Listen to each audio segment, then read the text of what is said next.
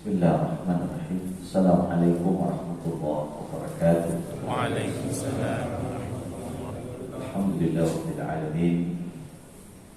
Allahumma shalli wa sallim wa barik wa karrim ala sayyidina Muhammadin qutbil qulubi wa dawaiha wa nuril absari wa shifaiha wa ala alihi wa ashabihi ajma'in. Amma ba'd. Alhamdulillah, jamaah di sini bertahan luar biasa. Amin. Saya masih melihat subuh-subuh ini masih ramai, Pak. Di beberapa masjid kalau subuh ini sudah, apalagi ini Sabtu, Jumat, Minggu libur panjang ya. Mulai dari Jumat, Sabtu, Minggu libur panjang. Tapi alhamdulillah masjid kita masih bertahan. Itu pertanda Bapak dan Ibu menyembah kepada Allah bukan karena Ramadan, tapi karena Allah Subhanahu wa ta'ala. Tidak ada sebuah ungkapan kun abdan rabbaniyan wala takun abdan ramadhiyan. Jadilah engkau hamba Allah yang sejati, bukan menjadi hamba Allah karena Ramadan. Kalau menjadi hamba Allah karena Ramadan, selesai Ramadan selesai berhamba. Atau begitu orang selesai melaksanakan euforia Ramadan, maka juga berakhirlah euforia semangat kita untuk ibadah kepada Allah. Mudah-mudahan kita istiqomah sampai akhir hayat kita, insya Allah. Pagi ini saya ingin kaji tentang Quran. Bapak Ibu sekalian yang saya hormati, salah satu rukun iman yang wajib kita percaya adalah bahwa Allah itu tidak bisa kita lihat. Bapak Ibu sudah pernah lihat Allah atau belum? Tapi yakin Allah ada? Di mana yakin?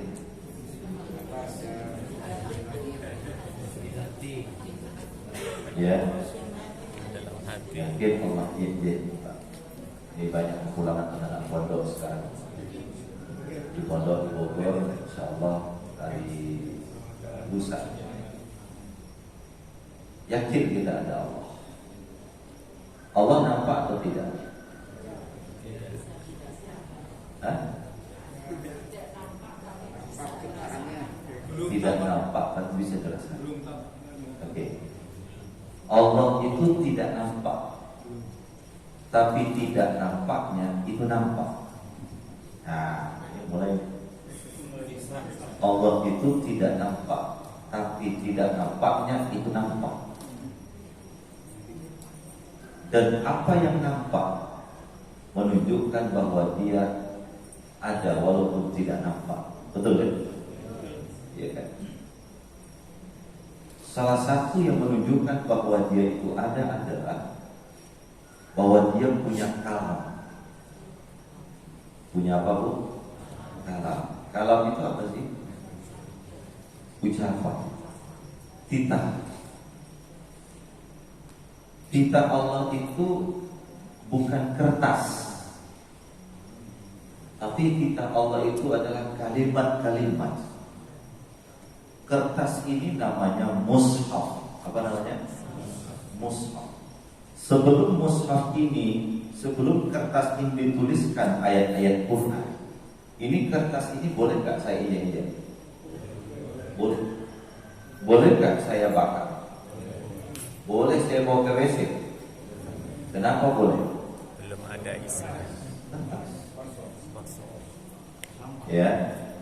Tapi begitu kertas itu dituliskan ayat-ayat Quran, dia bukan lagi menjadi kertas biasa, tapi dia sudah menjadi mushaf.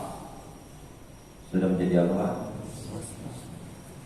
Kalau Bapak Ibu berjalan-jalan ke Taman Mini, di pintu 3 Bapak belok kiri, di situ ada Baitul Quran, Bait Al-Quran.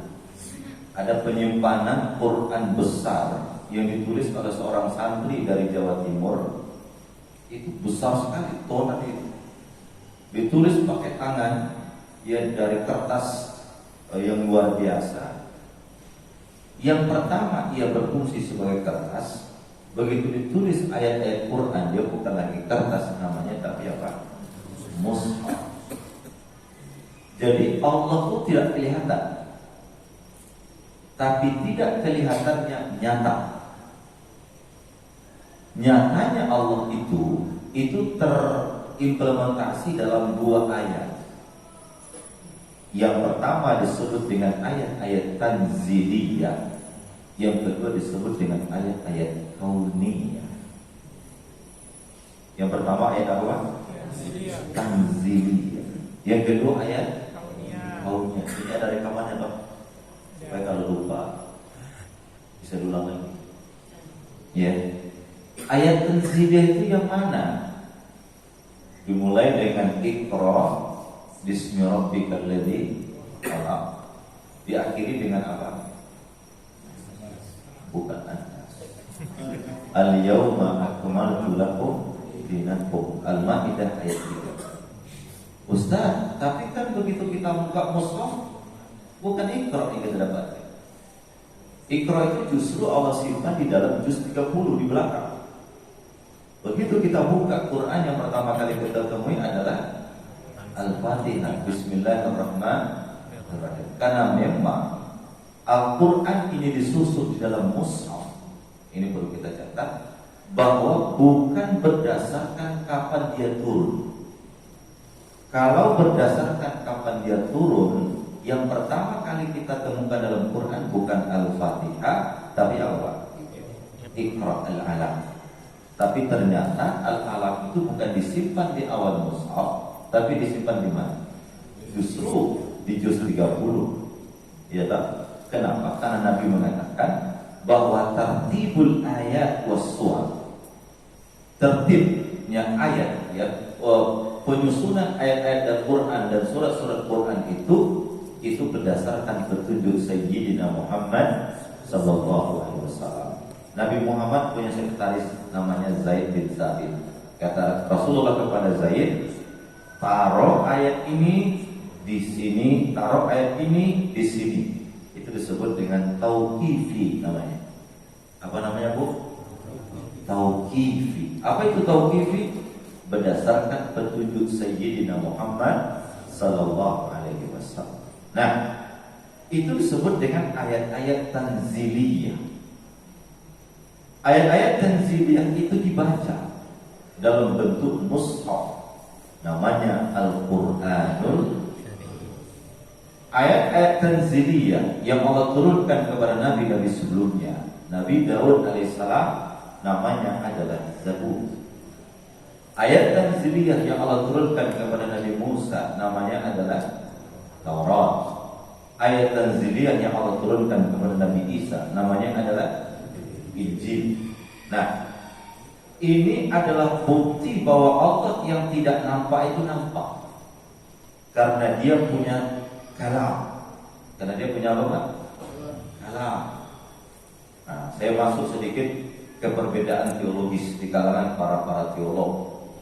Nah, misalnya kalam itu apakah dia makhluk atau bukan? Nah, itu soalnya.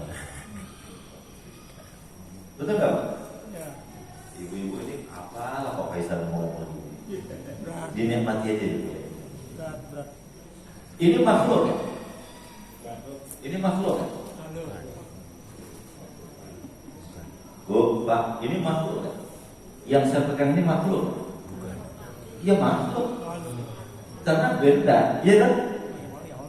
Tapi apa yang tertulis dalamnya berupa Bismillahirrahmanirrahim, Alhamdulillahirabbil alamin, itu bukan makhluk.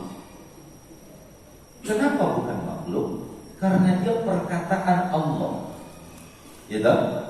Allah itu makhluk atau bukan? Bukan. Allah dipastikan bukan makhluk. Sehingga apa yang keluar dari speaknya Allah, perkataan Allah, itu bukan makhluk. Sehingga Al-Imam Ahmad bin Hanbal, salah seorang imam luar biasa, itu disiksa mati-matian pada masa Khalifah Bani Abbasiyah gara-gara tidak mau berpendapat bahwa Quran itu adalah makhluk. Kalau mushafnya itu makhluk, jelas Bu ya? Kenapa makhluk? Karena ini kan bisa kita lihat nih, ya kan? Ini makhluk ini karena diciptakan oleh manusia. Tapi apa yang ada di dalamnya itu bukan makhluk. Dia kalamullah. Dia apa Pak? Kalamullah, perkataan Allah. Nah, perkataan Allah itu disebut dengan tanziliyah. Untuk menguatkan bahwa dia yang tidak nampak, nampak. Salah satu buktinya dia berkata kepada kita. Gitu? Begitu kita sedih, ya kan? Banyak persoalan hidup, dia berkata dalam Quran, ala inna awliya Allah la khawfun alaihim wa la hum yahzanun. Orang-orang yang dekat dengan Allah itu tidak pantas bersedih dan tidak pantas berduka hati. Kenapa? Karena dia punya Allah, ya kan? Sehingga orang yang tadinya sedih menjadi tidak sedih karena diobati oleh kalamnya Allah sang pencipta alam semesta. Ya. Begitu kita kemudian mendapatkan, ya Allah, kenapa ya saya ini sudah didik anak saya baik-baik, saya masukkan ke pondok pesantren, saya suruh dia sholat, tapi kok dia tidak mau ikut ajaranmu ya Allah? Kata Allah, jangan sedihlah, jangankan kamu. Saya ceritakan dalam Quran, kata Allah dalam perkataan saya, ada seorang bapak namanya Nuh alaihissalam, berdakwah 950 tahun, anaknya sendiri itu tidak bisa diarahkan. Tapi kamu ini sudah melaksanakan tugasmu. Jangan bersedih, ya, karena hidayah bukan milikmu sendiri. Hidayah milik siapa? Allah. Rasulullah sallallahu alaihi wasallam, Allahumma shalli ala Muhammad. Beliau berdakwah di tengah Makkah. Beliau tidak punya siapa-siapa kecuali keluarga. Beliau lahir ayah tak punya, Masya Allah. Beliau lahir ayah tak punya. Dia tidak pernah dikecup oleh ayahnya, tidak pernah merasakan gendongan sang bapa. Berapa rapuhnya batinnya Rasulullah karena tidak punya ayah di saat dia lahir. Bukan tidak punya ayah, maksud tidak ketemu dengan ayahnya. Tidak lama kemudian sang ibu pun meninggal dunia. Ya, sang ibu meninggal dunia di saat itu Nabi Muhammad masih umur 6 tahun. Lahir tak punya ayah, 6 tahun ibu sudah meninggal dunia.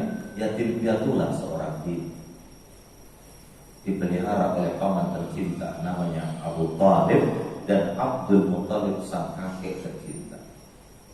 Abdul Muthalib lah yang mengajak Nabi Muhammad berdakwah berdagang, memelihara Rasulullah SAW. Dipelihara, dibela mati-matian oleh pamannya Abu Thalib. Begitu pamannya ini diajak masuk Islam, dia tidak masuk Islam. Rasulullah SAW di saat kematian, menjelang kematiannya Abu Thalib, Nabi Muhammad SAW kemudian datang kepada Abu Thalib, wahai pamanku, ucapkanlah la ilaha illallah Muhammadur Rasulullah. Kalau engkau ucapkan kalimat itu di hadapan Allah, saya bela engkau. Tapi sayang paman meninggal bukan dalam mengucapkan kalimat la ilaha illallah. Sedihnya Nabi Muhammad luar biasa, Pak. Paman yang dari kecil membela, mengasuh di saat ibu tidak ada, kemudian mengajak beliau berdagang kemana-mana. Begitu ada ancaman orang kafir Quraisy, beliaulah pamannya yang membela Nabi Muhammad SAW. Tapi begitu pamannya diajak untuk masuk agama Allah, dia tidak mau. Sedih tak kira-kira? Sedihnya luar biasa. Begitu Nabi Muhammad sedih, aras goncang. Allah turunkan firman-Nya, innaka la tahdi man ahbabta walakin Allah yahdi man yasha. Wahai Muhammad, engkau tidak bisa memberikan petunjuk kepada orang yang engkau cintai. Petunjuk itu hak mutlak, prerogatifnya saya, kata Allah. Jadi kalau kita bersedih, ada anak tidak mau ikut bapaknya, ada bapak tidak mau ikut anaknya dalam kebenaran, ada keponakan tidak bisa mengarahkan omnya Demikian sebaliknya, jangan sedih. Yang penting kewajiban kita itu sudah dilaksanakan. Dari mana kita tahu semua? Allah yang tidak kelihatan itu menyampaikan kepada kita di dalam ayat-ayat tanziliyah. Nah, Bapak Ibu sekalian yang saya muliakan, yang kedua ada ayat disebut dengan ayat kauniyah. Ayat apa? Kalau tanziliyah tertulis, ayat kauniyah tidak tertulis. Di mana ayat kauniyah itu? Alam takambang, alam yang kita lihat ini. Itu adalah ayat-ayat apa namanya? Ayat-ayat kauni. Baik. Dua ayat ini menunjukkan bahwa yang tidak nampak jadi nampak. Yang tidak nampak siapa? Allah. Yang nampak itu apa? Ayat tanziliyah dan ayat kauniyah. Dua ayat ini menunjukkan bahwa dia yang tidak nampak jadi nampak. Nah, begitu ayat-ayat tanziliyah ini turun, Nabi Muhammad bisa baca atau tidak, Pak? Nggak bisa membaca. Tapi ayat-ayatnya luar biasa. Bercerita tentang macam-macam, bercerita tentang alam, bercerita tentang bumi, bercerita tentang langit, bahwa langit itu, langit dan bumi dulu bersatu kemudian terpecah menjadi dua, terbelah kemudian. Dia bercerita tentang bagaimana air turun dari langit kemudian menghidupkan tumbuh-tumbuhan, satu tumbuh-tumbuhan kemudian dengan beraneka ragam buah-buahan. Betul nggak? Satu pohon airnya sama, buahnya bermacam-macam, ya kan? Ya kan? Itu luar biasa.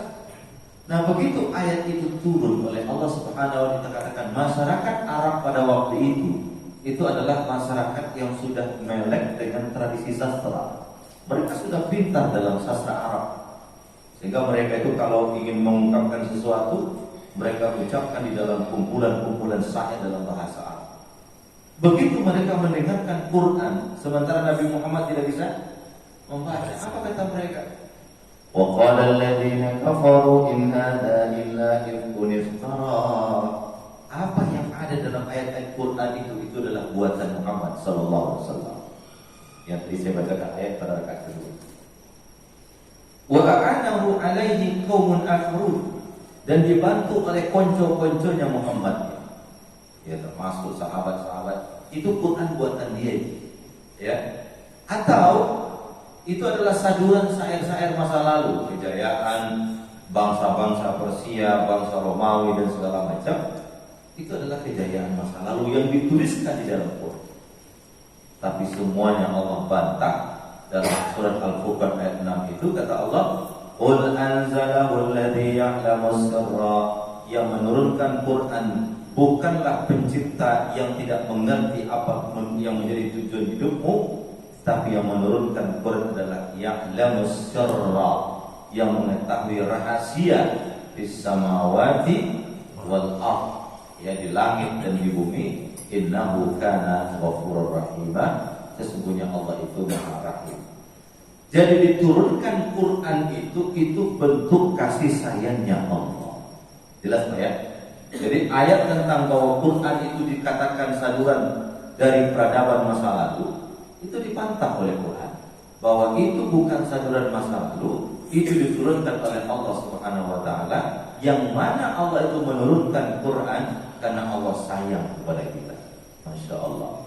Jadi kalau kita tidak merasakan sayangnya Allah dengan Quran, berarti kita tidak menjadi umat Rasulullah Sallallahu Alaihi Wasallam. Makanya kalau kita selesai membaca Quran, apa kita bilang? Allahumma arhamna bil Quran. Ya kan? Ya Allah, sayangi kami dengan Quran. Karena memang begitu Quran turun kata Allah, innahu kana ghafurur rahim. Sesungguhnya Allah itu ghafur dan Allah itu penyayang. Nah, Bapak Ibu sekalian yang saya muliakan, karena Allah itu penyayang kepada kita, diturunkanlah Quran ini untuk menjadi petunjuk bagi kita semua. Menjadi apa? Petunjuk bagi kita semua. Itu poin pertama saya, bahwa Quran itu bukanlah makhluk, walaupun mushafnya adalah makhluk. Quran itu bukti bahwa Allah yang tidak nampak itu jadi nampak, Kenapa? Dengan adanya perkataan Allah, Allah yang tidak kelihatan, wujudnya nyata dengan perkataan-perkataan yang diberikan ya kepada kita melalui Quran. Bapak Ibu percaya surga? Percaya. Sudah pernah pulang dari sana? Belum? Mau ke sana? Mau. Mati dulu. Iya. Ya kan? Oke. Percaya surga kan? Surga itu digambarkan oleh Allah luar biasa. Yang punya surga siapa? Allah. Yang menciptakan surga siapa? Allah. Dari mana ibu tahu kalau dalam surga itu tajri min tahtihal anhar, nanti ada sungai-sungai yang mengalir. Bahkan dalam Quran itu ada 4 sungai yang mengalir. Yang pertama sungai dari air putih, yang kedua sungai dari madu, yang ketiga sungai dari susu, yang keempat sungai dari khamar, minuman keras. Jadi kalau suka minuman keras, tunggulah nanti masuk surga. Kalau sudah masuk surga itu halal nanti minuman keras. Ya, bahkan di dalam Quran ada mahasiswa tanya, Pak, di surga ada ojek nggak Pak? Ada. Kira-kira kalau ibu ditanya anak, Bu, Ma, di surga kira-kira ada ojek nggak Pak? Ibu jawab. Ada. Ada ojek nggak di surga? Ada. Ada. Ada siapa? Ada ojol. Ojek online. Apa yang kita mau ada Pak. Oh, itu jawaban yang paling penting. Saya bilang, Anda mau nggak ojek? Kalau Anda mau, ada. Kenapa? Karena Quran mengatakan, walakum fiha ma tashtahi anfusukum, apapun yang engkau inginkan Allah sediakan. Walakum fiha ma tabda'un, apa yang terucap dari mulutmu Allah siapkan. Subhanallah. Kalau sekarang mah kita minta duit sama suami 10 juta, apa katanya Bu? Tunggu dulu, THR belum turun. Sudah turun dipotong 50%. Ya kan? Tidak semua apa yang kita ucapkan terwujud ya. Jadi kalau ingin nanti semua yang kita ucapkan terwujud, sabar. Kapan itu? Di surga. Ya kan? Surga itu tidak kelihatan. Surga itu nggak pernah kelihatan. Tetapi gambarannya surga itu Allah berikan di dalam Al-Quran. Tapi apakah seperti yang digambarkan itu? Tidak. Jauh lebih indah dari apa yang digambarkan oleh Al-Quran. Karena kata Nabi, kata Allah Subhanahu wa taala dalam hadis qudsi, "A'dadtu li ibadiyas shalihin." Saya siapkan buat hambaku yang saleh itu mana ainun ra'at, tidak pernah dilihat oleh mata, tidak pernah didengar oleh telinga, tidak pernah terbayang oleh mata, sehingga namanya jannah. Apa namanya Bu? Jannah. Jannah itu seluruh kata jim bertemu nun, itu artinya pasti tersembunyi. Yang tersembunyi Allah siapkan nanti di tempat yang paling mulia, namanya jannah. Yang tersembunyi, yang kerjanya menggoda kita semua, namanya jinnun. Halo, namanya apa? Jinnun. Yang tersembunyi dalam rahim seorang ibu, namanya janin. Sudah berapa? Yang disiapkan di surga nanti namanya apa? Jannah. Yang selalu menggoda kita yang tidak kelihatan namanya apa? Jinnun. Yang ada dalam rahim ibu namanya apa? Janin. Kemudian puasa itu disebut dengan junnah. Apa itu junnah? Perisai. Apa Bu? Perisai surga, perisai puasa itu nggak kelihatan. Dulu tahun 99 bulan 9 tahun 1999 jam 9, apa yang diberitakan orang? Akan terjadi kiamat. Sampai sekarang alhamdulillah belum terjadi kiamat. Di Amerika, di negara-negara maju, orang itu bikin ini Pak, bikin taman, bikin tembok raksasa yang dia menurut dia, iya. Kemudian kalau dia nanti terjadi kiamat, dia bisa berlindung di situ. Perlindungan itu disebut dengan sur. Apa Pak? Pagar besar itu disebut dengan sur. Sehingga pagar-pagar antar surat itu disebut dengan surah. Halo, Ini saya ingin kaji bahasa. Pagar itu disebut dengan apa, Pak? Sur. Ayat-ayat Quran itu supaya ada pagar-pagarnya disebut dengan apa? Surah. Al-Fatihah 7 ayat dipagari, namanya Al-Fatih. Ali Al-Baqarah di akhirnya, ya, la yukallifullahu nafsan illa wus'aha laha ma kasabat wa 'alaiha ma kasabat. Sebelum masuk alif lam mim pada surat berikutnya dipagari, ini adalah Al-Baqarah. Begitu masuk alif lam mim bukan lagi Al-Baqarah tapi namanya apa? Ali Imran. Jadi pagar itu disebut dengan sur. Pagar yang nyata itu disebut dengan sur. Dan pagar yang tidak nyata itu disebut dengan junnah. Disebut dengan apa? Junnah. Puasa itu pagar yang tidak nyata. Betul nggak? Buktinya apa? Di bulan puasa ini orang kalau ingin makan di siang hari berani nggak? Nggak ada istrinya, nggak ada anaknya, berani nggak makan di siang hari? Padahal menurut apa yang memagari Bapak Ibu semua? Puasa itu disebut dengan apa? Junnah. Jadi yang disiapkan oleh Allah disebut dengan jannah, yang selalu menggoda kita disebut dengan jinnun, yang tersembunyi dalam rahim disebut dengan janin, dan sholat dan puasa itu disebut dengan apa? Junnah. Semuanya tidak nampak. Semuanya tidak. Jadi kalau ada orang bilang saya melihat jin, itu bohong. Itu namanya penampakan. Kalau sudah penampakan bukan lagi namanya apa? Jin. Saya ini Indonesia suster ngesot. Suster tapi ngesot. Kok takut dengan suster ngesot? Bapak kan tinggal lari. Dia ngesot Bapak. Nah, namanya suster ngesot. Kemudian apa lagi namanya? Pocong, itu gak kelihatan. Nah, ini saya baru pembukaan ingin mengatakan bahwa apa yang disampaikan Allah dalam Quran yang berupa rahasia-rahasia itu terungkap dengan adanya perkataan Dia yang diturunkan di dalam Al-Quran. Itu satu. Yang kedua, Allah itu tidak hanya mengutus Nabi Muhammad. Betul kan?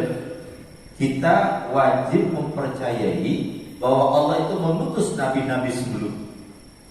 Nabi pertama adalah Nabi Adam alaihissalam, dan Rasul pertama adalah Nabi Nuh alaihissalam, dan Nabi terakhir adalah Sayyidina Muhammad sallallahu alaihi wasallam.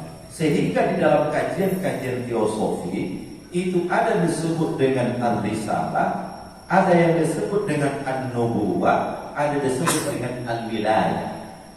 Berapa Bu? Yang pertama apa? Ar-Risalah. Yang kedua apa?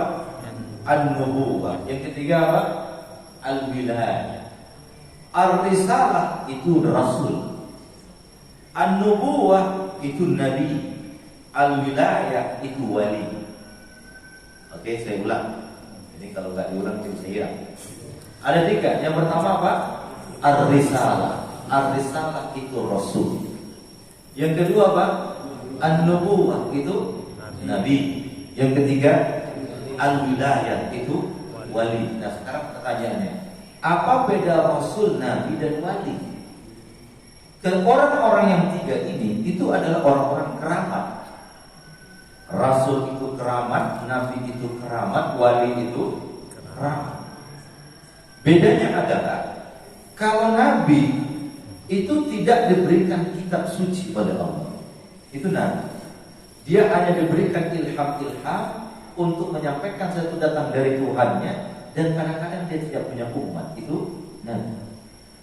Tapi kalau Rasul itu mesti punya umat dan punya ada risalah yang disampaikan. Risalah itu berupa kitab yang kita tahu hanya 5. Yang pertama Zabur, yang kedua Taurat, yang ketiga Injil, yang keempat Quran, yang kelima Suhuf. Apa Pak? Inna hadza lafis suhufil ula suhufi. Kan tiap hari kita baca, ya kan? Itu suhuf ada 5. Ada Taurat, yang kemudian apa? Ada Injil, kemudian apa? Ada Zabur, kemudian ada Al-Quran, kemudian apa? suhuf. Suhuf itu kadang-kadang kita tidak tahu. Yang Allah sebut dalam Quran cuma dua, suhufi Ibrahim dan suhufi Musa. Suhuf Nabi Ibrahim namanya apa kita tidak tahu. Yang penting adalah suhuf. Suhuf itu adalah mushaf, lembaran-lembaran suci yang Allah turunkan kalam di dalamnya untuk menjadi pedoman bagi umat manusia. Nah, apa bedanya Quran dengan kitab-kitab sebelumnya ini? Bapak Ibu sekalian yang saya muliakan, kalau kitab-kitab sebelumnya itu hanya sebatas untuk umatnya. Kitab Taurat Allah turunkan kepada Nabi Musa, itu hanya untuk sebatas kaum Bani Israel. Itu kata siapa? Bukan katanya saya. Bapak cek dalam Quran surat Al-Isra ayat 2. Surat apa? Al-Isra ayat 2. Kata Allah, "Wa ataina Musa al-kitab hudan li bani Israil." Kami berikan kitab namanya Musa kepada Musa, itu petunjuk bagi kaum Bani Israel. Setelah Nabi Musa berlangsung pergi atau selesai masa kenabiannya, masa kerasulannya, diganti oleh seorang yang bernama Isa alaihissalam, membawa Injil pun untuk siapa? Untuk kaum Bani Israel. Nah, Quran ini bukan hanya untuk orang yang beriman, bukan hanya untuk Nabi Muhammad, bukan hanya untuk umat Nabi Muhammad, tapi Quran adalah the all, untuk semua. Jelas? Itu bedanya. Dari mana Pak Faisal tahu? Dari mana kita tahu? Lihat Quran. Bapak Ibu nanti cek dalam Quran surat yang kedua ayat kedua dengan surat yang kedua ayat 195, 185. Kata Quran dalam ayat yang kedua, dalam surat yang kedua berarti surat apa? Al-Baqarah ayat 2. Kata Quran, "Dzalika kitabun la raiba fihi hudan lil muttaqin." Al-Quran itu petunjuk bagi orang yang bertakwa. Orang yang bertakwa berarti umatnya Nabi Muhammad sallallahu alaihi wasallam. Kita ini insyaallah orang yang bertakwa semua. Amin. Ya. Kita ini mendapatkan petunjuk Quran. Tapi ternyata hebatnya Quran, kata Allah dalam surat yang kedua ayat 185, ternyata Al-Quran bukan hanya buat orang yang bertakwa. Tapi kata Quran, "Syahrul Ramadan alladzi unzila fihi al-Quran hudan linnas." Petunjuk bagi manusia. Manusia itu bisa umat Nabi Muhammad, bisa umat selain Nabi Muhammad, bisa orang kafir, bisa orang Yahudi, bisa orang siapa saja, dan berlaku sejak turun Quran sampai akhir zaman nanti. Karena memang Nabi Muhammad SAW adalah Nabi yang terakhir, tidak ada Nabi setelah Nabi Muhammad SAW. Jadi kalau Taurat untuk Bani Israel, Injil untuk Bani Israel, suhufnya Ibrahim dan Musa untuk kaumnya, sementara Quran yang Allah turunkan kepada kita bukan hanya untuk lil muttaqin, tetapi linnas jami'an, untuk semua manusia. Nah, kenapa begitu? Kenapa bisa begitu? Karena di dalam Al-Quran yang kita kaji ini Bapak Ibu sekalian, petunjuknya ada dua macam. Berapa petunjuknya Bu? Ada dua macam. Yang pertama disebut dengan petunjuk imaninya, yang kedua disebut dengan petunjuk ilmiah. Yang pertama namanya petunjuk apa? Imaniyah. Yang kedua petunjuk apa? Ilmiah. Orang-orang yang hudan lil muttaqin tadi itu mendapatkan kedua-duanya. Ya, mendapatkan hidayah imaniyah, artinya semakin dia baca Quran semakin bertambah imannya. Sehingga dalam Quran mengatakan, "Wa idza tuliyat 'alaihim ayatuhu zadatuhum imanan wa 'ala rabbihim yatawakkalun." Wa idza tuliyat, kata tuliyat itu dibacakan, berarti dia sebagai apa Pak? Kalau dibacakan berarti dia sebagai apa? Pendengar, ya kan? Wa idza tuliyat alaihim, kalau dibacakan kepada mereka ayat-ayat Allah, artinya jangankan dia membaca, mendengar saja bertambah imannya. Apalagi apa Pak? Membacanya, itu namanya mafhum mukhalafah.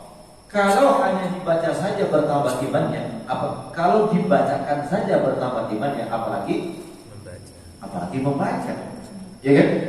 Kalau dibaca Quran ini Pak, semakin kita baca Quran, maka akan semakin bertambah iman kita. Makanya zikir yang paling mulia itu setelah kalimat la ilaha illallah adalah membaca Al-Quran. Kenapa? Semakin dibaca, maka iman semakin naik. Ya, maka iman semakin naik. Kita lihat bagaimana Islamnya Umar bin Khattab itu bukan dengan perkataan manusia, tapi satu ayat di dalam Al-Quranul Karim. Orang-orang yang beriman itu semakin baca Quran semakin bertambah imannya. Ibu-ibu kalau dengarkan imam panjang-panjang bacaannya, apa ibu rasakan?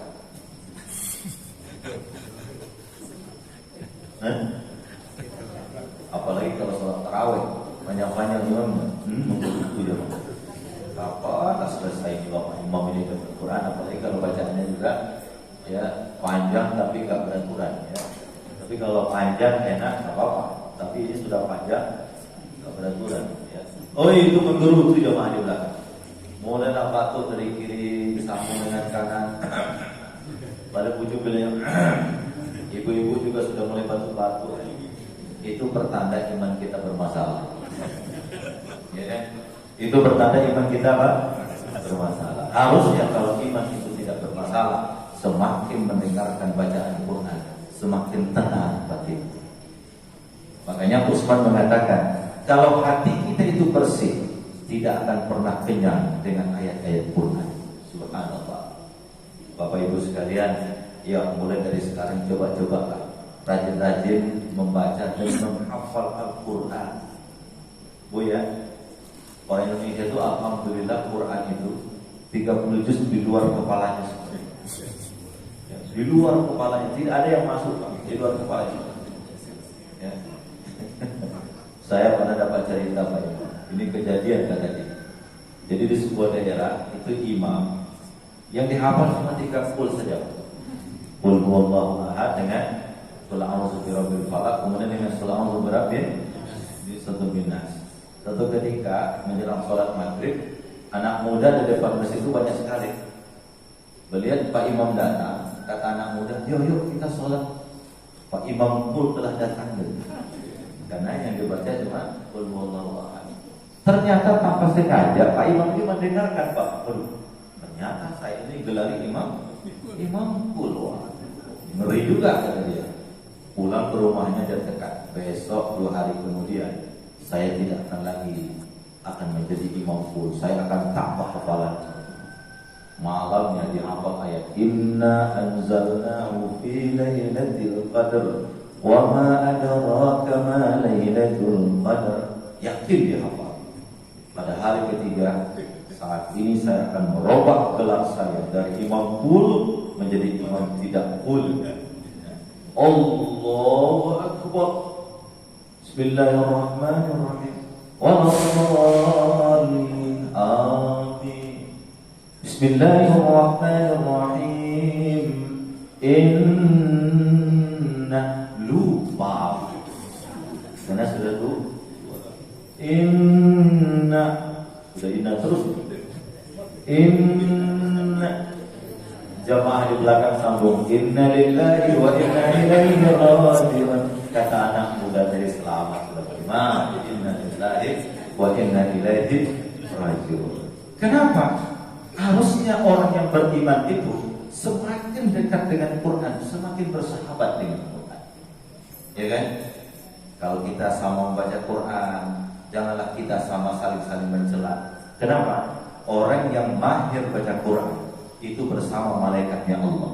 Dan orang yang sulit baca Quran itu mendapatkan 2 ganjaran. Kan begitu syair yang dipopulerkan oleh Bapak Dr. Ahsin Safa. Ahsin Safa itu pakar Quran Indonesia, Pak. Dia buat syair judulnya Fadailul Quran. Itu kemarin kami tampilkan di pondok pada 3 hari yang lalu, peringatan nuzul Quran dengan tema membumikan Quran itu. Jadi saya undang muridnya namanya Nazri, ya, yang membacakan ayat itu. Salatullah wa salam ala man uhdiyal Quran. Salatul apa?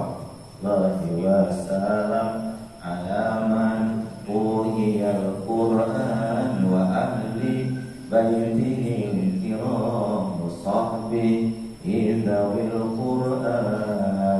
Nah, salah satu syairnya itu adalah barang siapa pintar baca Quran bersama malaikatur rahman, orang sulit baca Al-Quran dia dapat 2 ganjaran. Kita baca Quran, kita berbagus pintar bersama malaikatnya Allah. Kita sulit terbata-bata baca Quran, maka kita mendapatkan 2 apa? 2 pahala. Itu namanya hidayah hidayah imaniyah. Hidayah apa? Imaniyah. Tapi ada yang kedua, namanya adalah hidayah ilmiah. Nah, hidayah ilmiah ini itu untuk siapa? Untuk orang yang beriman dapat, dan untuk orang kafir juga dapat hidayah ilmiah ini. Makanya Bapak Ibu sekalian, Quran itu dikaji di berbagai negara, di berbagai perguruan tinggi yang notabene tidak Muslim, tidak Islam. Yang dia kaji bukan hidayah ilmiahnya, yang mereka cari adalah hidayah ilmiahnya. Kenapa? Karena Quran penuh dengan petunjuk-petunjuk yang kalau kita kupas satu demi satu ayatnya, itu akan melahirkan teori-teori ilmiah yang dahsyat luar biasa. Dan itu diakui oleh pakar-pakar dunia. Makanya begitu mereka baca Quran, cuma mereka sayangnya hanya sampai pada hidayah apa? Ilmiah. Tapi harapannya mudah-mudahan dengan hidayatul ilmiah ini mereka masuk mendapatkan hidayatul imaniyah. Makanya Quran yang Allah Subhanahu wa taala berikan kepada kita ini penuh dengan syarat-syarat begitu. Sebagai contoh, kenapa di dalam Al-Quran di saat Allah Subhanahu wa taala bercerita tentang laut misalnya, seluruh kekayaan laut, misalnya ikan, mutiara, apalagi kekayaan laut banyak kan? Allah tidak sebut ikan itu, Allah tidak sebut rumput laut, tapi Allah sebutkan seluruh kekayaan laut itu disebut dengan hilyah. Disebut dengan apa? Hilyah. Hilyah itu apa? Perhiasan. Kenapa disebut perhiasan? Yang kalau di laut itu, kata Pak Dr. Agus Jamil, pakar sains Quran, karena hampir 70% perhiasan dunia ini itu datang dari laut. Itu datang dari laut. Mutiara ada di laut. Kemudian berbagai macam perawatan perempuan itu ada di laut. Rumput laut itu di mana, Bu? Di darat atau di laut? Di laut. Bahkan rumput laut itu dianggap sebagai skincare yang terbaik juga bagi seorang ibu-ibu yang ingin cantik. Ya kan? Kenapa itu? Maka disebut dengan hilyah. Disebut dengan apa? Hilyah. Mutiara itu disebut dengan hilyah. Maka seluruh kekayaan laut itu disebut dengan hilyah. Bapak Ibu sekalian yang saya muliakan, saya ingin menyampaikan bahwa Allah yang tidak nampak tadi nampak dengan diturunkannya Al-Quran. Oleh karena itu, kalau kita ingin berdialog dengan Allah, kita ingin berdialog dengan Allah, berdoa, maka tatkala kita berdoa, kita sedang berdialog dengan Allah. Ya Allah, besok anakku mau kuliah, berikan kemudahan, berikan jalan hidup bagi dia yang terbaik. Di saat Bapak dia berdoa, Bapak sedang berdialog dengan Allah Subhanahu wa ta'ala. Tapi kalau Bapak ingin Allah yang berdialog dengan Bapak, maka bacalah Al-Quran ini. Di saat Bapak membaca Al-Quran, Allah sedang berdialog dengan Bapak. Bedanya apa Pak dengan doa? Kalau doa kita yang berdialog dengan Allah. Kalau baca Quran, Allah yang berdialog dengan kita. Jadi kalau kita ingin berdialog dengan Allah, berdoa. Dan kalau kita ingin Allah berbicara dengan kita, bacalah Quran. Dan memang Quran dan doa adalah senjatanya orang yang beriman. Masya Allah. Mudah-mudahan kita semua di bulan yang mulia ini mampu membaca Al-Quran. Maka saya santai aja sekarang Pak, karena saya melihat ini Ramadan sudah lama ya, sudah 17 sekarang ya. Udah banyak ilmunya Bapak Ibu semua. Yang malam ceramah dengan ceramah. Barangkali itu, silakan kalau ada yang bertanya. Baik, terima kasih Pak Istri. Syukur alhamdulillah kita semua di hari Ahad libur ini kita dapat pencerahan tentang Al-Quran yang begitu sistematis dan jelas yang telah disampaikan oleh Pak Ustaz Dr. Indrian Pembasa. Ibu-ibu dan bapak sekalian, kita sudah waktunya untuk pendalaman materi yang tadi disampaikan oleh Pak Ustaz. Banyak sekali materi yang mungkin bagi kita adalah baru. Untuk itu kesempatan pertama saya berikan kepada ibu-ibu untuk menyampaikan. Monggo. Pertama Bu Raja Amba dari Santoso, silakan Bu. Terima kasih waktu yang diberikan Bapak Ketua DKM kita, Bapak Dr. Haji Muhammad Ashari. Assalamualaikum warahmatullahi wabarakatuh. Rasanya tidak bosan-bosan dan tidak berkedip kalau mendengarkan kajian dari Ustadz Indrianto ini. Jadi saya semakin terkagum-kagum. Sebetulnya terkagum-kagum saya terhadap Al-Quran itu sudah lama, Ustaz. Kenapa Al-Quran ini dilihatnya hanya sebuah buku, tapi padat makna, padat isi yang bisa mengatur segala kehidupan kita di dalam masyarakat dan bahkan berbangsa dan bernegara. Sekecil apapun ada di dalam Al-Quran. Itu yang terus terang saya sangat-sangat kagum. Dan sungguh brilian orang yang atau siapapun yang menangkap. Kalau tadi disampaikan bahwa Al-Quran ini adalah kumpulan-kumpulan kalamullah atau ucapan-ucapan Allah yang diakomodir di dalam Al-Quran. Ini sungguh sangat brilian yang bisa mentranslate dari ucapan Allah dalam Al-Quran. Pertanyaan saya, ini pertanyaan penasaran Ustaz, mohon maaf. Kira-kira prosedur atau mekanisme dari perkataan Allah itu kemudian ditangkap, kemudian diinikan sama Rasulullah kita dan dimasukkan ke dalam Al-Quran. Apakah betul yang menangkap dari Allah itu adalah malaikat Jibril, kemudian disampaikan ke Rasulullah dan ditulislah di dalam Al-Quran ini? Saya mohon dijelaskan mekanismenya sehingga semua kalamullah itu terakomodir di dalam Al-Quran dan dipahami oleh kalau kita kan hanya follower, pengikut itu yang sebelum-sebelumnya kan sudah sangat amat mempelajari Al-Quran itu sendiri. Jadi intinya adalah bagaimana prosedur atau mekanismenya begitu, Ustaz.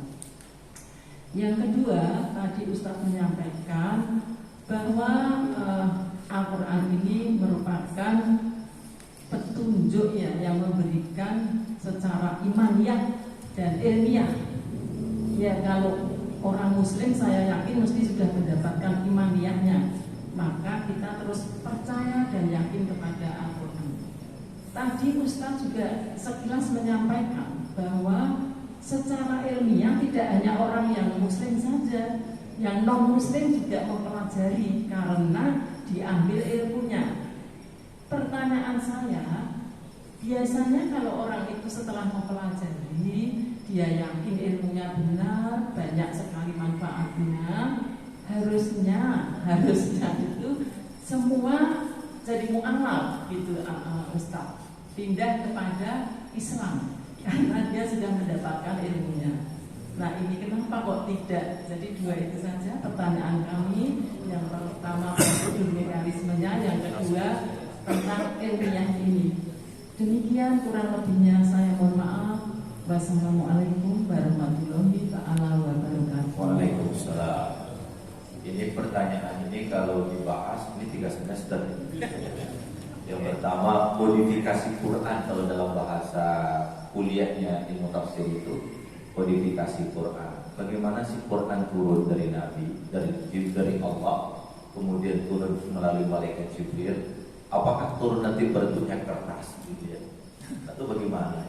Ini dalam ilmu tafsir itu di anak-anak mahasiswa fakultas tafsir itu Saudi itu biasanya dipelajari dalam 2 semester. Ya.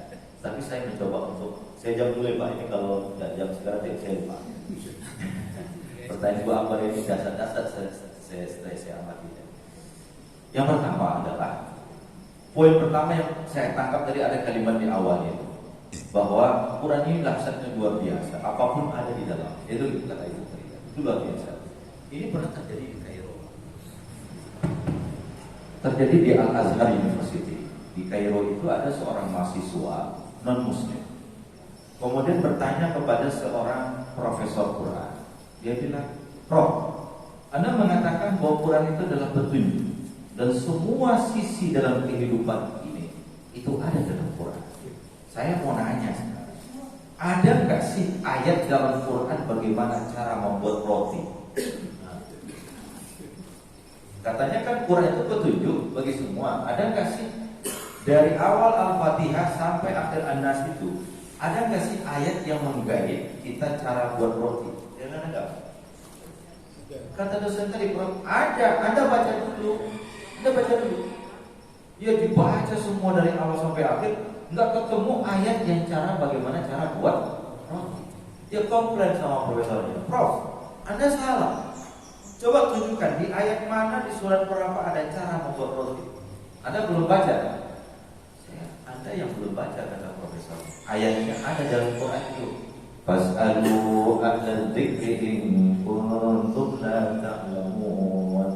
Tanyalah orang yang tahu kalau kamu tidak tahu. Itu ayatnya. Jadi kalau kamu tidak tahu cara bikin roti, Quran mengatakan carilah orang yang profesional di dalam buat roti, ya kan? Qurannya hanya mengatakan fas'alu ahlal dzikri in kuntum la ta'lamun. Tanyalah orang yang paham kalau kamu tidak paham. Ayat ini menjadi guide, ayat ini menjadi panduan bahwa tingkat profesionalitas orang itu menentukan kualitas hasilnya. Jelas maksud saya? Jadi kalau kita tidak paham mekanik mobil Toyota, jangan bikin sendiri, pergi ke bengkel Toyota. Itu Quran itu. Jadi kalau Pak tanya apakah ada cara bikin Toyota, ada dalam Quran. Fas'alu ahla dzikri in kuntum la ta'lamun. Makanya di dalam Al-Quran, di saat Nabi Yusuf alaihissalam itu didaulat menjadi menteri keuangan, Quran mengatakan 2 kalimat, innahu laqawiyyun amin. Dia adalah orang yang profesional sekaligus amanah. Nah, yang pertanyaan saya, mana yang lebih susah? Menciptakan profesionalitas atau menciptakan amanah? Mana lebih susah? Aman. Kalau profesionalitas short post 3 bulan, salah pintar. Ya kan? Bapak dikuliahkan ke Amerika 10 tahun, pulang insya Allah pintar. Tapi tidak semua orang pintar itu benar. Ya, makanya menciptakan profesionalitas itu lebih gampang daripada menciptakan amanah. Nah, itu dari poin pertamanya bagus sekali, bahwa tidak ada satupun sisi dalam Quran dalam kehidupan ini kecuali Quran memberikan panduan. Ya, satu yang kedua. Begitu Jibril, ini sebelum ke Jibril. Nah, ini waktu kita gimana ya? Jadi ya, Bapak kan nggak makan pagi kan? Ada yang makan pagi? Tidur pagi SKS. Tidur pagi. Pelan-pelan. Ya, yang 2 semester kita ramas jadi 5 menit. Bapak Ibu sekalian yang saya hormati, kalau Bapak Ibu melihat di dalam Quran proses turunnya Al-Quran itu, ini tolong pelan-pelan. Kadang-kadang Quran menggunakan kata anzal, kadang-kadang Quran menggunakan kata nazzal. Coba ulang. Anzal dan nazzal. Coba lihat. Anzal. Inna anzalnahu fi lailatul qadar. Anzal. Ya. Kemudian ada kata tanzil, nazzala. Nazzala bihi ruhul amin. Apa bedanya anzala dengan nazzal? Bapak Ibu sekalian, kalau kita buka misalnya Al-Qurtubi dalam tafsirnya, itu menjelaskan begini. Al-Quran turun itu dengan anzala dan nazzala. Kalau kita menemukan dalam Quran kata anzala terkait dengan Quran, maka yang dimaksud adalah Al-Quran turun 30 juz satu kaligus dari Allah ke langit dunia. Itu namanya apa? Anzal. Jadi proses turunnya Quran itu ada dua tahapan. Yang pertama dari Allah disimpan di sebuah tempat namanya Baitul Izzah. Namanya apa? Baitul Izzah. Di mana itu Baitul Izzah? Di langit yang pertama. Kita nggak bisa buktikan itu Pak, karena ini saya juga belum pernah ke sana. Soalnya dan kodifikasinya juga nggak ada itu. Ini tafsir yang ngomong. Ini para ulama yang ngomong tatkala menafsirkan kata anzala dan nazzala. Ini tafsir dan hampir semua ulama sepakat bahwa tatkala Quran turun dari Allah satu kaligus, berapa jumlahnya? 30 juz. Berapa surat? 114 surat. Berapa ayat? 6 dulu kita hafal ya. Yang paling tepat bukan 66, 6236. Ingat aja kode negara kita 62. Nah, terus tambah 36. 6236 itu adalah jumlah ayat di dalam Quran. Jadi semua ayat dalam Quran itu diturunkan sekaligus dari Allah ke langit dunia. Nama tempatnya adalah Baitul Izzah. Itu Quran menggunakan kata anzal. Kata apa Pak? Anzal. Makanya inna anzalnahu fi lailatul qadar. Jadi Lailatul Qadar itu adalah turunnya Quran 30 juz dari Allah Baitul, dari Lauh Mahfuz ke langit apa? Dunia. Kemudian dari langit dunia kata Quran nazzala bihi ruhul amin. Begitu di langit dunia turun kepada Nabi Muhammad itu tidak sekaligus 30 juz. Berapa juz Pak? Beraneka ragam. Pertama Allah turunkan 5, kemudian Allah turunkan lagi, Allah turunkan lagi, Allah turunkan lagi. Tatkala turun yang bertahap-tahap itu disebut dengan an-nazza. Yang pertama anzala, yang kedua apa? Nazza. Nah sekarang Nabi Muhammad itu pingin sekali begitu Jibril mengucapkan ayat langsung dia sabar supaya jangan lupa. Ya belum selesai Jibril mengatakan langsung apa? Nabi Muhammad ingin langsung membaca ayat. Dan itu Allah tegur di dalam Quran. Bapak bisa lihat nanti surat Al-Qiyamah ayat yang ke 16, 17, 18 sampai 19. Nanti cek dalam Quran surat Al-Qiyamah ayat 17 ayat 16, 17, 18, 19. Kata Allah, la tuharrik bihi lisanaka litajala bih. Janganlah engkau Muhammad gerakkan lidahmu membaca Al-Quran karena hendak cepat-cepat menguasainya. Begitu Jibril mengatakan Iqra, Nabi Muhammad langsung belum selesai Jibril ngomong, Nabi Muhammad langsung apa? Membaca. Supaya apa? Tidak lupa. Kata Allah Subhanahu wa taala, jangan kamu tergesa-gesa membaca. Biarkan Jibril membaca dulu baru kamu baca. Itu kata Quran. Kenapa?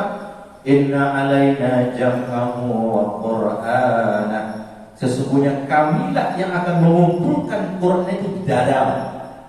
Jadi begitu Quran diturunkan oleh Allah kepada malaikat Jibril, maka Jibril membawa kepada Nabi Muhammad, bukan lisanmu yang akan mengumpulkan Quran, tapi Quran itu begitu turun kepada Nabi Muhammad, Allah yang menghimpun di dada.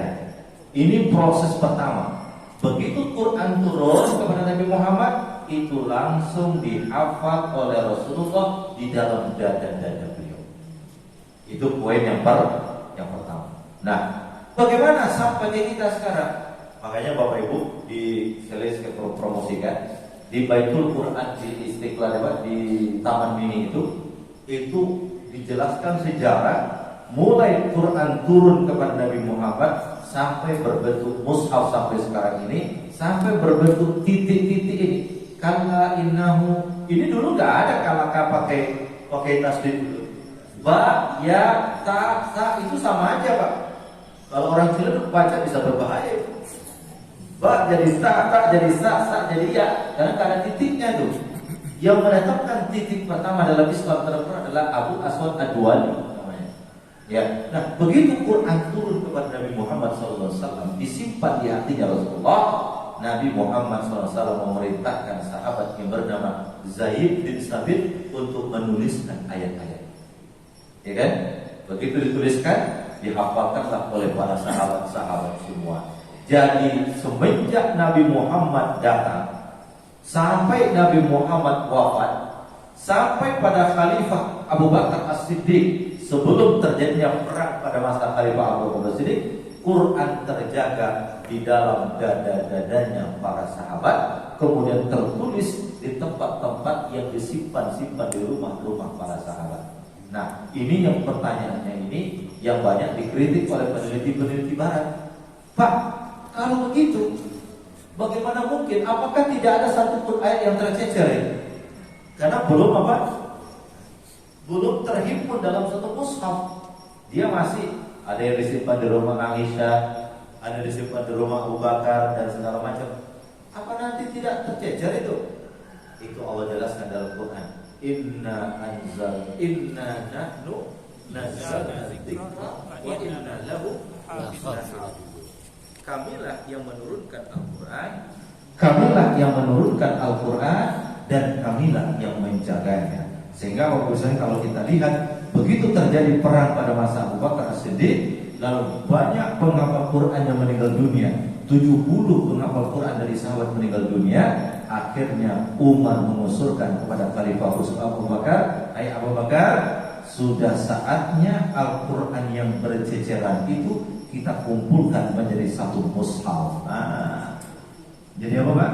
Satu mushaf. Maka pada masa Khalifah Abu Bakar yang pertama, ditunjuklah beberapa orang sahabat untuk mengumpulkan ayat-ayat yang tercecer tadi itu menjadi satu mushaf. Satu apa namanya?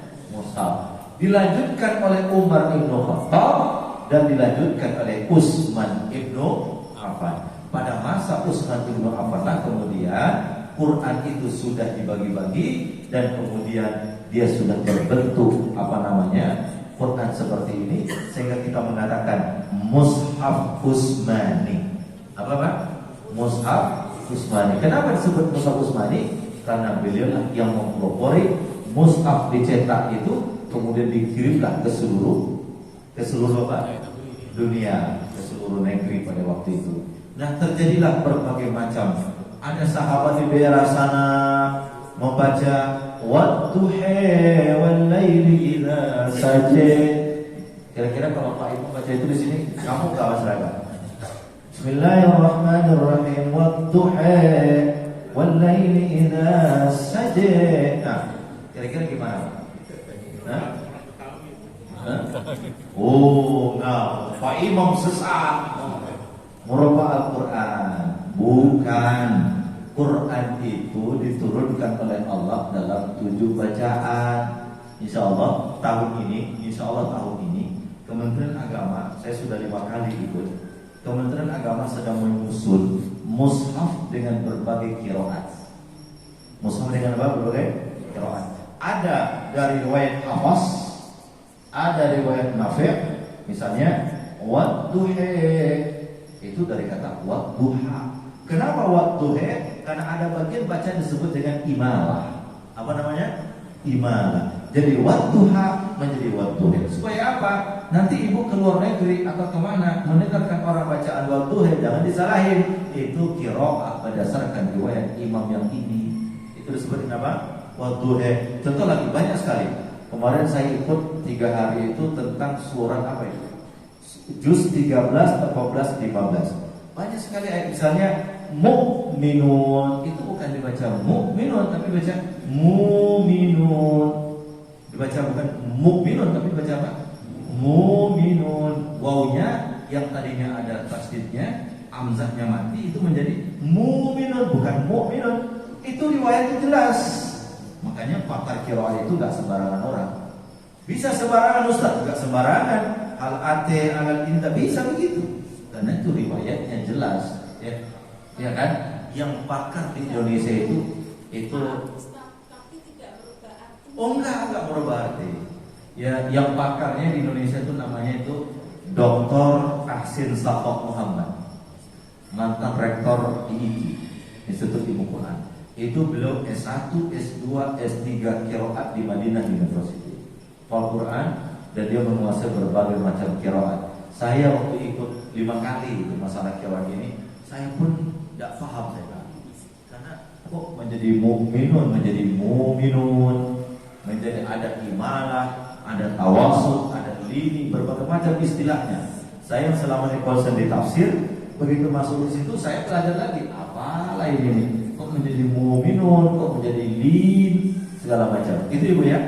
Jadi prosesnya sampai sekarang itu dijamin oleh Allah. Inna nahnu nazzalna dzikra wa inna lahu lahafizun. Itu yang pertama. Yang kedua ini pertanyaan terakhir. Jadi orang-orang non-muslim itu dia mengkaji ilmiahnya Quran.